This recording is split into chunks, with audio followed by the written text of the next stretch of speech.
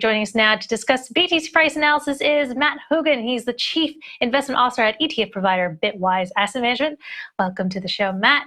So taking a look at Bitcoin and this Jackson Hole summit happening this Friday that everyone's talking about, where do you see Bitcoin headed? Yeah, I think Bitcoin is marking time, both ahead of the Jackson Hole summit and possibly into September. Obviously, macro conditions are the primary driver of Bitcoin's price recently, and we don't know what macro conditions will look like after the Fed meeting. Currently, the CME futures market's pricing in about a 65% chance of a 75 basis point hike in September. If Powell's comments drive that up to 100% chance, make it clear we're going in that direction, that could be a headwind.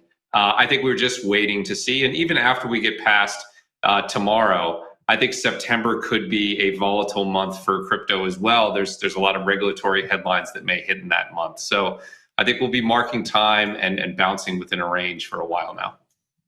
Interesting what you say about September, because September tends to be the worst month for Bitcoin. It has seen an average price drop of about 10% over the last 5 years. So in that volatility, what do you forecast for September and BTC? Well, I think the thing that we know is on the horizon in September is that's the end of the SEC's enforcement calendar. That's the end of their fiscal year. So you often get a flurry of enforcement activity in September that can create negative headline risk. Sort of the counterpoint to that, of course, and this isn't Bitcoin specific, but it will influence the entire crypto industry. You have the merge happening, and if that becomes fully de-risked and enters the market as a positive for the crypto ecosystem, that's on the plus side. So that's why I'm looking at volatility. When I think about the regulatory landscape, I expect a number of negative headlines in September as that calendar year end approaches, and then positive crypto-specific news around the merge and the excitement around that. And I think those two forces are going to battle it out, which suggests to me bouncy, uncomfortable September before maybe a rally toward the end of the year. So I had a chance to look at your latest newsletter, and you ask an important question, and that's when will crypto go mainstream?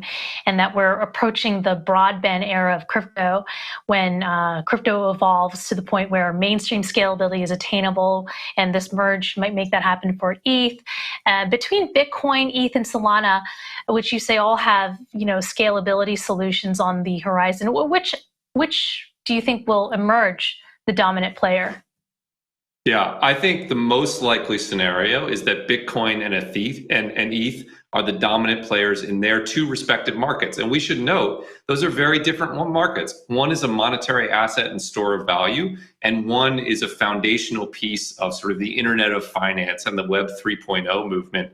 I think they both can be dominant. As an investor, I would diversify beyond that, because while I think that's true, there are other assets like Solana that could steal market share from Ethereum, and there are other assets even lower in that mix. So I think the right bet for an investor is to diversify.